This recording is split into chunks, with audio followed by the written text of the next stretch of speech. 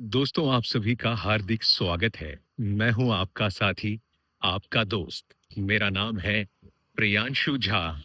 आप सभी मुझसे पूछते थे और कमेंट में भी लिखते हैं कि क्या ब्राज़ील बहुत खतरनाक है, और हमने सुना है कि रात को घूमने पे ब्राज़ील में लूट लिया जाता है, फ़ोन छीन लिया जाता है। तो मैं आपके सामने जो वीडियो रात को बना रहा हूँ, आप देखें, रात को लगभग 10 बजने वाले हैं। मैं वॉक के लिए निकलता हूँ रात को, आपको पता है कि सेहत का ध्यान थोड़ा रख रहा हूँ, और आप सुनसान रोड देख सकते हैं मेरे आसपास। रात को 10 बजे इस सुनसान रोड पे मैं निकला हूँ, है ना? घर से लगभग 1.5-2 किलोमीटर दूर तक भी निकला हुआ हूँ, सुनसान।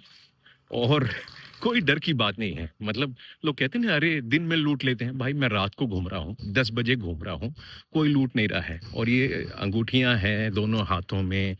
चेनें आजकल इसलिए नहीं पहनता हूँ कि वो थोड़ी, गर्मी का मौसम है तो एलर्जी सी हो जाती है, वो कहते हैं ना, वो डॉट से हो जाते हैं, इसलिए चेन यहाँ पे पहनना मैंने छोड़ दिया। कम पहनता हूँ, अंगूठियाँ पहना हुआ हूँ, फ़ोन मेरे हाथ में है, दूसरा फ़ोन मेरी जेब में है। आप समझ सकते हो, और मैं घूम रहा हूँ ब्राज़ील में। तो आप इस मिथक से, मतलब ये जो स्टोरी आपने सुनी है कि ब्राज़ील जो है खतरनाक है, रात को आप घूम नहीं सकते, देखो ना, मैं सुनसान में घूम रहा हूँ भाई। सुनसान में, और कोई ऐसा, कोई बड़ा वैसा शहर नहीं है कि पुलिस की सिक्योरिटी है, यहाँ गार्ड्स खड़े हैं, कुछ नहीं, सुनसान सड़क के किनारे। मैं रोज रात को टहलने जाता हूँ, और रोज जाता हूँ। ऐसा भी नहीं कि आज निकला हूँ किसी ने देखा नहीं। लोगों को, जिसको रेकी करनी हो, उसको पता होगा कि भाई ये रोज आदमी निकलता है, इसको पकड़ लो या छीन लो। तो ये सब कहानियां हैं। और ब्राजील सही मायने में लोगों ने देखा नहीं है। धोखा क्यों नहीं है? देखो, हमारे जो देसी यूट्यूबर है ना, उनका कॉन्सेप्ट समझाता हूँ मैं आपको, या एजेंट जितने हैं, दो लोगों से आप ब्राजील के बारे में सुनते हो। किनसे? एक तो देसी यूट्यूबर से, और दूसरे इमिग्रेशन एजेंट से। इमिग्रेशन एजेंट आपको ब्राजील के बारे में अच्छी बातें इसलिए नहीं बताते क्योंकि वो कभी ब्राजील आए ही नहीं है, या आए हैं तो उन्होंने वो रियो दी जेनेरियो में फोटो खिंचा के निकल गए हैं। आप समझ रहे हो? क्योंकि ब्राजील आना तो महंगा है ना, सस्ता नहीं है। टिकट ही 1.5 लाख रुपए की आती है। तो छोटे मोटे एजेंट तो आएंगे नहीं, और कोई आएगा तो एक शहर देखा और चला गया। अब आप इंडिया आओ, और इंडिया में सिर्फ आप मुंबई देखो, और कोई आदमी इंडिया आए, मुंबई का धारावी देखे, क्योंकि स्लम डॉग मिलियनेयर में तो वही दिखाया जाता है, तो वही देखे और उसी को पूरा इंडिया कहे, या दिल्ली को ही इंडिया कहे कि भाई लोगों का रेप हो जाता है। लेकिन इंडिया तो पूरा न दिल्ली है न मुंबई है सही बात है ना? उसके हिसाब से आप इंडिया को जज नहीं कर सकते। वैसे ही ब्राजील तो भारत से लगभग 2.5 से 3 गुना बड़ा है। तो जो देश भारत को आप अगर जज नहीं कर सकते हैं, तो ब्राजील जैसे देश को, जो 2.5 से 3 गुना बड़ा है, आप उसे कैसे जज कर सकते हो? आप समझ रहे हो? तो मैंने ब्राजील को इस 1 साल में, मुझे रहते हुए 1 साल और थोड़ा ज्यादा समय भी हो गया है, इस समय में मैंने ब्राजील को बहुत अच्छे से देखा है, समझा है, महसूस किया है, और अब तो मैं यहाँ की नागरिकता भी ले रहा हूँ। आपको पता ही है ना? तो मैंने जो देखा वो समझा, और उसके बाद मैंने ये निर्णय किया कि जो हमको ब्राजील के बारे में कहानियां बताई जाती थी वो सच नहीं है। सच है कि ब्राजील एक सामान्य अच्छा डेवलप्ड देश है, बड़े अच्छे लोग हैं, और ज़रूर कहीं न कहीं क्राइम होगा, पर मैं आपको 10 ऐसे शहर बता दूँगा, जहाँ पे आप सुकून से रह सकते हो, बिना किसी क्राइम के डर से। एक तो ये बात। उसके अलावा छोटे-मोटे क्राइम कहीं होंगे, यहाँ ब्राज़ील में किसी जगह में होंगे, मतलब हर शहर में होते हैं, इंडिया में भी होता है। अब बेलारूस एक्सट्रीम सेफ है, तो आप बेलारूस की तुलना आप पूरी दुनिया से नहीं कर सकते। आप यूरोप में जाएँ, तो पेरिस में आपको तकलीफ हो जाए, स्पेन में तकलीफ हो जाए, है ना?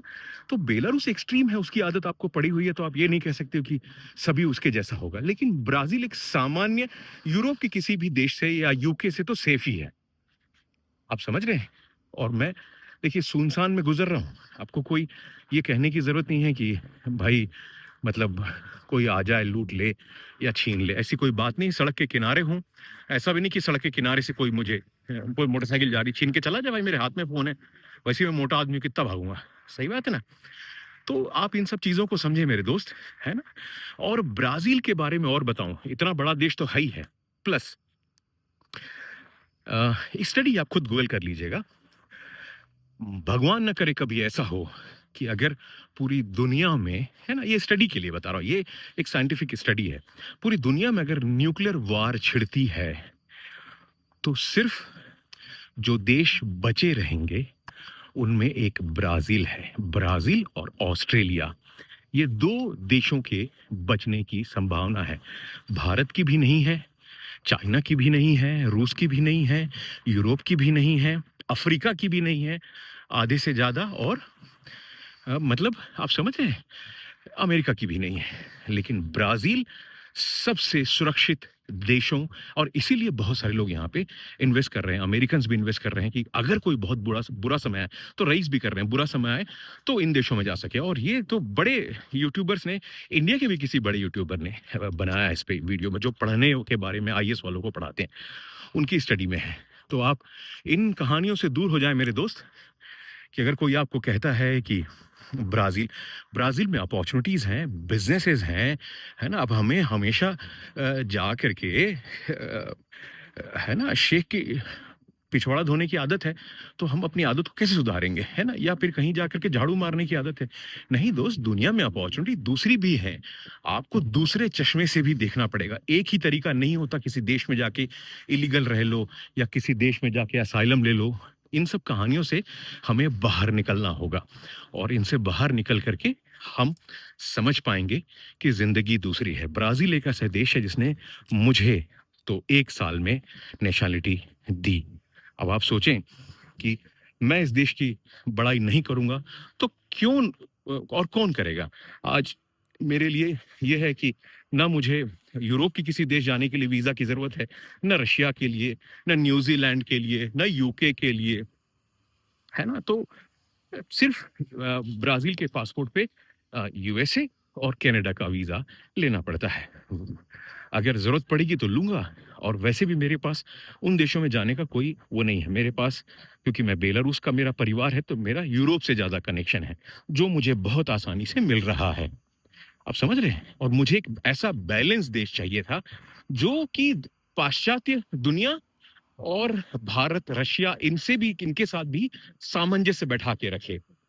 तो ब्राज़ील क्योंकि ब्रिक्स का मेंबर भी है, तो ब्राज़ील बैलेंस्ड है। बैलेंस्ड है किसके कारण में? ब्राज़ील बैलेंस्ड है, एक तो अब रशिया का ब्रिक्स का मेंबर है, तो आपको पता है ब्रिक्स में बी जो है वो ब्राज़ील से शुरू होता है। तो भारत के लिए भी उतना दोस्त है, रशिया के लिए भी उतना दोस्त है, बेलारूस के लिए भी उतना दोस्त है क्योंकि मेरी ज़िंदगी इन जगह से छूटने वाली नहीं है ना? ज़िंदगी भर मेरी ज़िंदगी और मेरी पुश्तों का भी संबंध इन जगह से बना रहेगा, चाहे वो बेलारूस हो या रशिया हो या चाहे भारत हो। तो इनका भी दोस्त है और वो पाश्चात्य देशों का भी दोस्त है। ऐसा नहीं है कि ब्राज़ील ने यूरोप से कोई दुश्मनी कर ली। ब्राज़ील के लोग यूरोप में बेखट के जाते हैं। कई लोग कहते हैं, "अरे! हम पुर्तगाल में रहते हैं, तो ब्राज़ील के लोग हमें यहाँ दिखते हैं।" हाँ, क्यों नहीं दिखते हैं? दिखेंगे। मैं यहाँ ब्राज़ील आता हूँ, तो यूएसए के लोग भी दिखते हैं मुझे, तो इसका मतलब यूएसए गरीब थोड़ी ना हो गया। ब्राज़ील में सबसे ज़्यादा जैपनीज़ रहते हैं दूसरे देश के। अगर किसी दूसरे देश की आबादी देखी जाए, तो जैपनीज़ सबसे ज़्यादा है। तो जापान कोई गरीब देश नहीं हो गया इसका मतलब। आप समझ रहे हो मैं क्या कह रहा हूँ? तो ब्राज़ील के लोग जाते हैं पुर्तगाल क्योंकि उनकी एक भाषा है और उनको अपॉर्च्युनिटी है, उनको प्रायोरिटी दी जाती है, तो हर कोई कहीं न कहीं जाता है। उससे क्या फ़र्क पड़ता है? तो आप समझ रहे हैं मैं क्या कहना चाह रहा हूँ? देखो, एक जो गुलामी की जो मानसिकता है, हम लोगों को उससे निकलना पड़ेगा। गुलामी की मानसिकता से निकलेंगे, अपॉर्च्युनिटीज़ दिखेंगी और इस छोटी-सी ज़िंदगी में अगर आप आज आप सोचिए आपकी उम्र अगर 40 साल है, 45 साल है या 50 साल है, आज आप कहीं नई जगह में जाके ज़िंदगी सिर्फ़ पासपोर्ट के लिए पुर्तगाल जाके आप 10 साल नहीं दे सकते हो। हाँ, ब्राज़ील में 1 साल देना है, समझ में आता है, चलो 1 साल का समय निकल जाएगा। आप अपने परिवार के बच्चों के लिए कोई तय कर रहे हैं, है ना? लेकिन आपको ये नहीं कि 10 साल का आप समय दें और 10 साल में भी आप कुछ नहीं कर रहे हैं। मतलब पुर्तगाल में जाके किसी ने कोई अपना फ्यूचर नहीं बनाया है। जितने लोग भी आपको पुर्तगाल के वीडियो में आपको दिखते हैं, वो लोग कौन लोग हैं? वो सभी सिर्फ़ एजेंट हैं। वो एजेंटी का काम करते हैं, मतलब इमिग्रेशन एजेंट हैं, वही बड़ाई कर रहे हैं। आपको वहाँ पे कोई भी ऐसा आदमी नहीं मिलेगा कि जो बोलेगा, "हाँ, हाँ, मैंने आया और मैंने यहाँ पे आकर के ये $10 मिलियन इन्वेस्ट किए हैं।" कोई नहीं, सभी एजेंट हैं।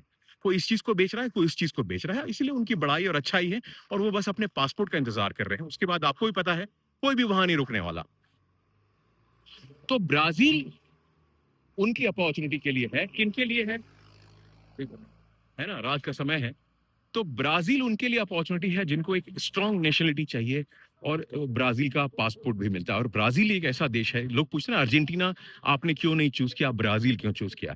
या आपने दूसरा कोई देश नहीं चूज़ करके उसका कारण है कि ब्राज़ील छोटे बच्चों को भी नेशनैलिटी देता है 10 साल से छोटे बच्चों को भी।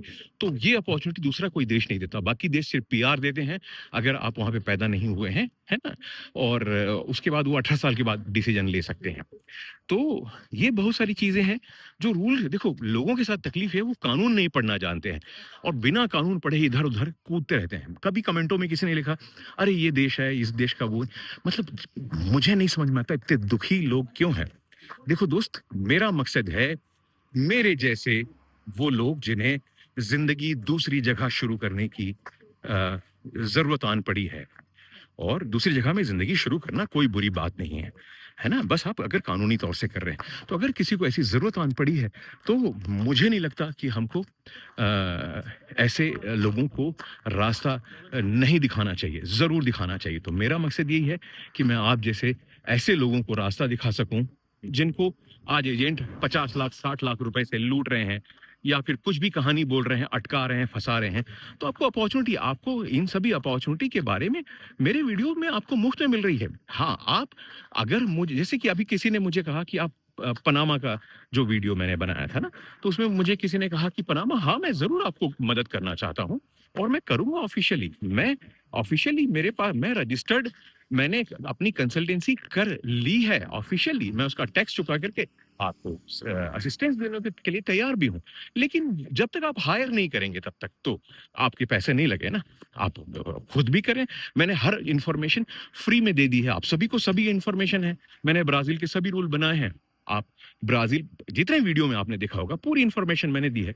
आप बिंदास ब्राज़ील पहुँचे और खुद भी ढूँढें कोई टेंशन नहीं है। लेकिन अगर आप चाहेंगे कि मैं भाग-दौड़ करूँ तो ऑफ़ कोर्स मेरे समय की कोई कीमत होगी।